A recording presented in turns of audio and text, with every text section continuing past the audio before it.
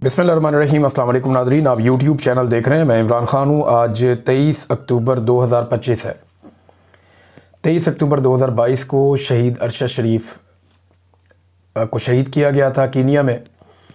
आज तीसरी बरसी है और मुझे ये वक्त इसलिए भी याद रहता है कि मैं रात को लाहौर में था अपने घर में। मेरी पहली मरतबा शहीद अरशद शरीफ की वालदा से उस दिन बात हुई थी और उन्होंने मुझे पूछा कि ये ख़बर जो चल रही है ये ठीक है। तो मैं कैसे तस्दीक करता एक वालदा के सामने, वो बड़ा मुश्किल वक्त था। फिर उन्होंने कहा कि तुम इधर आ जाओ। कहाँ पे हो? मैं घर में था लाहौर में। मैं वहाँ से फिर इस्लामाबाद गया अरशद भाई के घर। फिर जो कुछ हमने अगले चंद दिनों में देखा या बर्दाश्त किया वो बहुत तकलीफ़ दे था। ख़ास तौर पे जिस तरह नून लीग की क़यादत ने मजाक उड़ाया, मरीम नवाज़ ने जो किया शहीद अरशद शरीफ की मैयत के साथ, वो चीज़ें हम कभी नहीं भूल पाएंगे। फिर जिस तरह उस वक्त के DGISI और DGISPR उन दोनों ने आके एक प्रेस कॉन्फ्रेंस की और लोगों को गुमराह करने की कोशिश की। फिर जिस तरह उस वक्त के मीडिया को दबाव डालकर ये कहलवाया गया कि ये एक हादसा था जो कीनिया में हो गया। फिर कभी कोई कहानी कभी कोई कहानी, लेकिन हक़ाइक़ पता चले तो वो वही निकले कि जनाब अरशद शरीफ साहब को वहाँ पे कत्ल किया गया और वो हादसा नहीं था, वो बाकायदा मनसूबाबंदी के तहत कत्ल किया गया।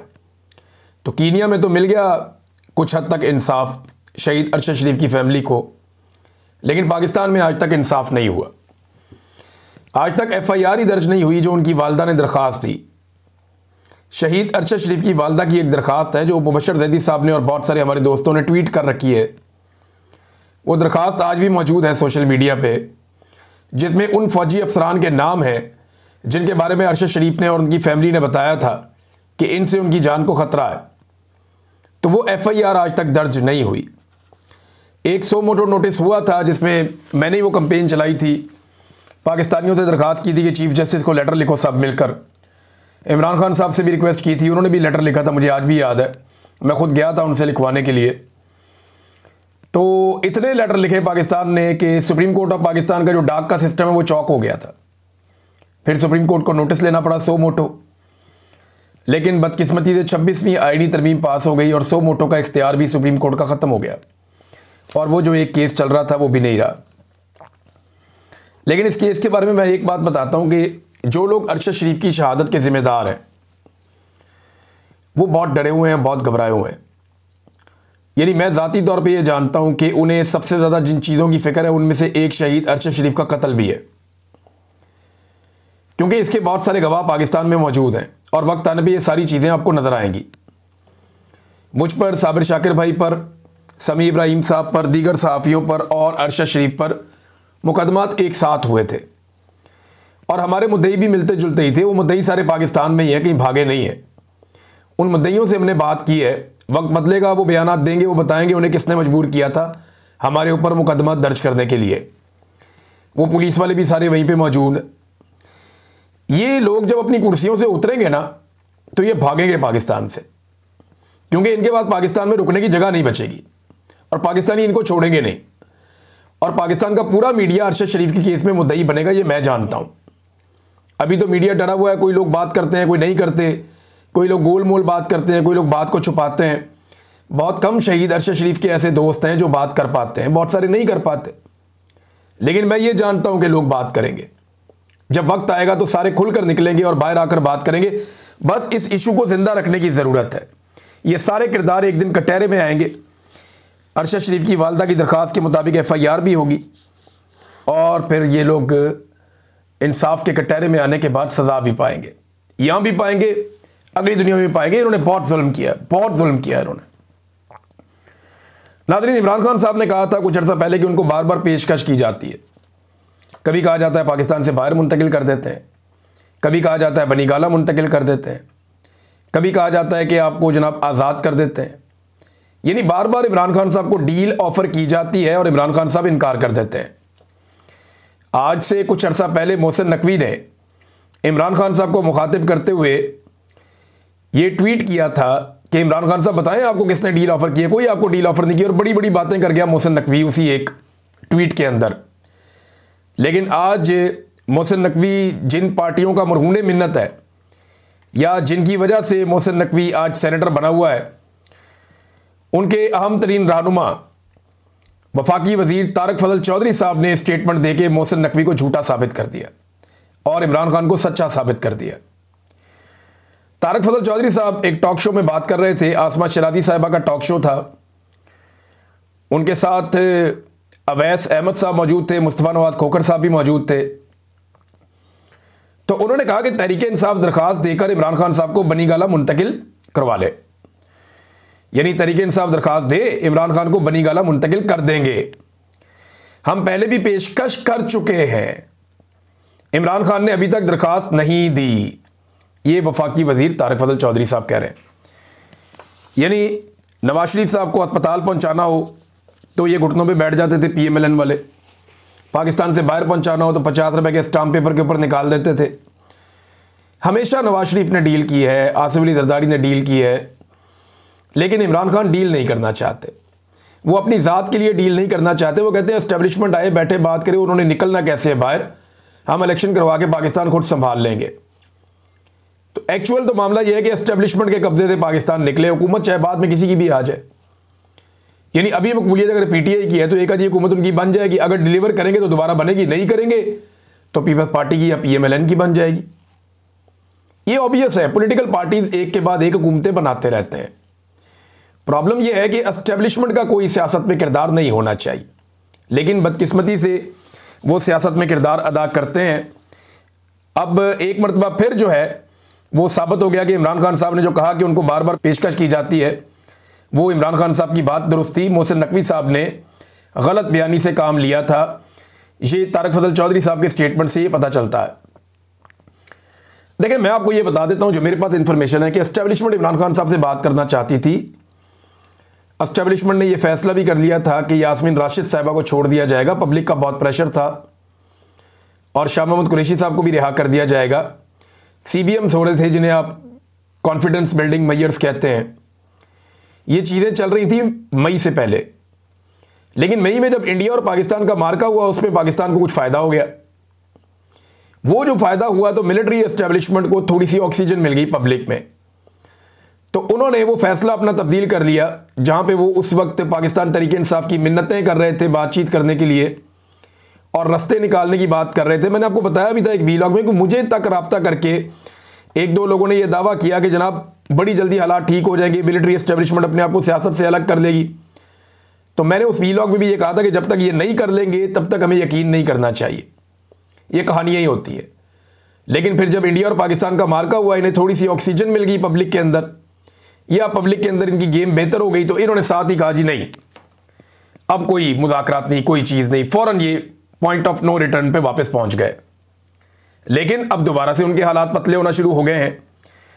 आजकल खबरें ये दी जा रही हैं या दिलवाई जा रही हैं, लेकिन खबरें आ रही हैं, खबरें ये दी जा रही हैं कि हुकूमत और एस्टेब्लिशमेंट में कुछ प्रॉब्लम्स क्रिएट हो गए हैं।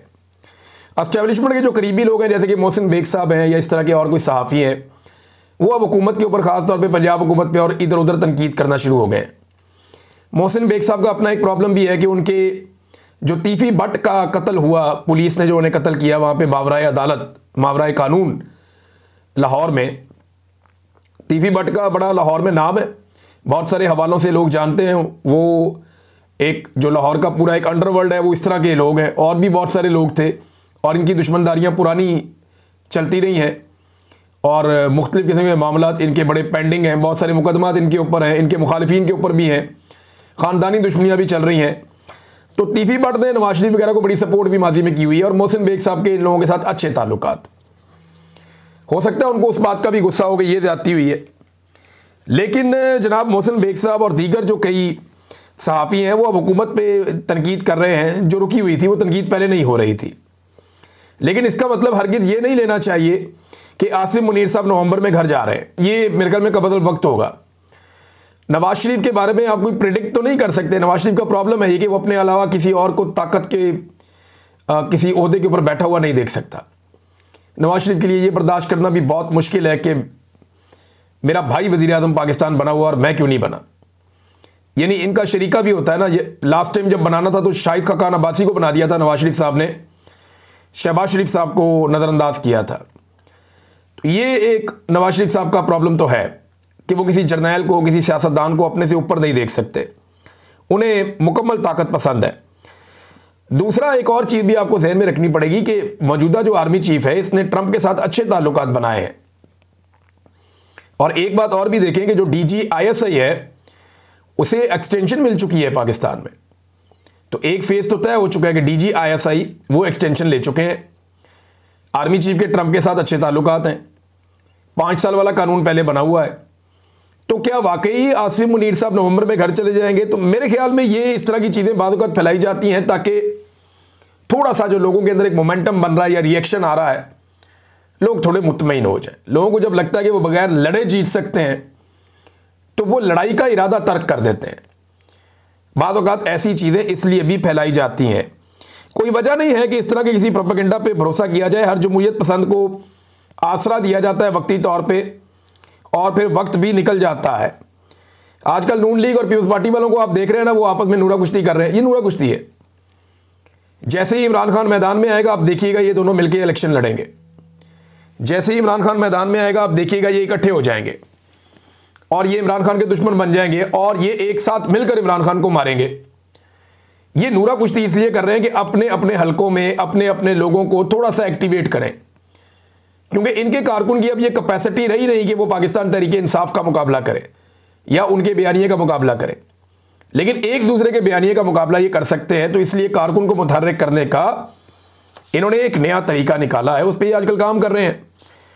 राणा सनाउल्लाह का एक बयान आया, उसको आप नज़रअंदाज नहीं कर सकते इस मौके पर, क्योंकि थोड़ा अजीब बयान है।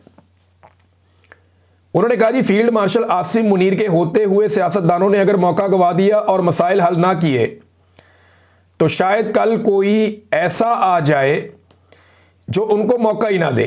मेरी बात याद रखें।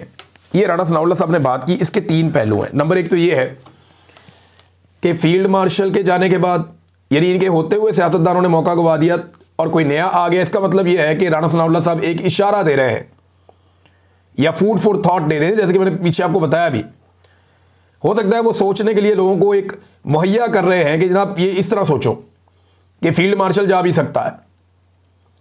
अब फील्ड मार्शल बनने का फायदा क्या, जब जाना ही था। तो जाने वाने का इरादा तो किसी का नहीं। इस कुर्सी पे जो आता है वो जाता नहीं है, उसे भेजना पड़ता है।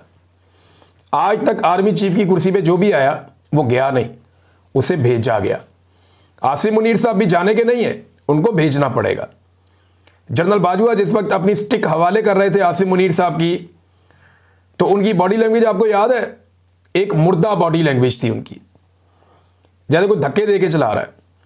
तो जाते हुए कोई भी खुश नहीं होता, सब नाराज होते हैं, सब परेशान होते हैं। तो आसिम मुनीर साहब ने भी जाना थोड़ी, इनको भेजना पड़ेगा। जो भी आर्मी चीफ होता है वो ऐसे ही होता है।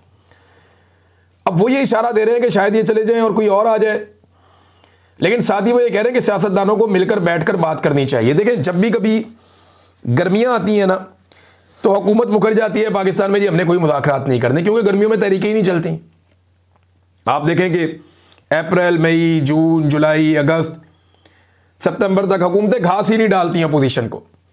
ये 6 महीने वो कहते हैं जी भाड़ में जाओ, कोई बात नहीं करनी, मुज़ाकरात नहीं करने। लेकिन जैसे ही अक्टूबर का महीना चढ़ता है, हुकूमतों को मुज़ाकरात याद आ जाते हैं। उन्हें पता है अब ये तहरीक का मौसम है, इनको एंगेज करो, बिठाओ, इनके साथ मुज़ाकरात करो, टाइम निकालो, कोई 2-4 महीने निकालो, उसके बाद फिर इन्हें खुला छोड़ दो। मोमेंटम इनका बनेगा ही नहीं, तहरीक नहीं चलेगी। साल निकल गया, अगले साल में फिर देखेंगे। ये हुकूमत का पाकिस्तान के अंदर नॉर्मली मौसमों के साथ है। हमारा शदीद मौसम है ना, चारों मौसम शिद्दत के साथ होते हैं। तो ये एक हिकमत अमली होती है। हो सकता है राणा सनाउल्लाह साहब की हिकमत अमली हो। खबर एक और है नादरीन, और वो इमरान खान साहब से जेल में मुलाकातों के हवाले से जो लिस्ट दी गई है। आज मुलाकातों का दिन है, मुलाकात करवा दें तो ठीक है, वरना अदालत में केस भी चला हुआ है। देखते हैं अदालत किस तरह का इंसाफ देती है। वैसे तो इमरान खान साहब को डोगर कोर्ट से इंसाफ नहीं मिलता। बहरहाल सुहेल अफरीदी साहब का, जुनैद अकबर साहब का, मीना खान अफरीदी का और दीगर 2 रहनुमाओं का नाम दिया गया है। ये वो हार्डलाइनर्स हैं जो इमरान खान साहब को मिलना चाहते हैं। देखते हैं कि इमरान खान साहब से मुलाकात करवाई जाती है या नहीं करवाई जाती, या मामला अदालत में जाता है, अदालत कुछ कर पाती है नहीं, क्योंकि वहाँ पे एक सिपाही जो है वो अदालती अहकामात को अपने जूते की नोक पे रखता है, और ये एक दफ़ा नहीं कई मरतबा हुआ है।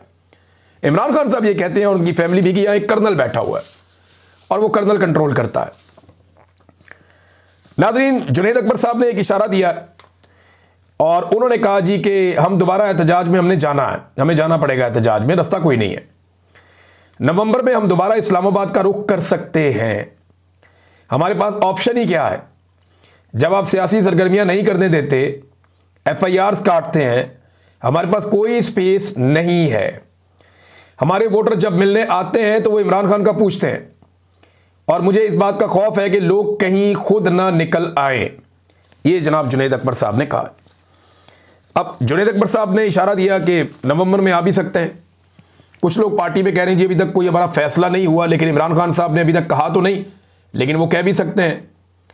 फिलहाल सुहेल अफरीदी साहब ने मोमेंटम बनाना शुरू कर दिया आज से। अब वो निकल रहे हैं आहिस्ता आहिस्ता, मुख्तलिफ जगहों पे जाके वर्कर कन्वेंशंस, कारकुनों से खिताब, उन्होंने एक्टिविटीज़ शुरू कर दी हैं जो एक्टिविटीज़ किसी बड़ी तहरीक से पहले आपको शुरू करनी होती है। तो सुहेल अफरीदी ने खैबर पख्तूनख्वा के हद तक ये एक्टिविटीज़ शुरू की हैं। आखिरी खबर नाजरीन जो मैं आपके सामने रखने वाला हूँ वो ये है कि पाकिस्तान में जो भी आवाज़ उठाएगा उसके ऊपर मुकदमा दर्ज होगा।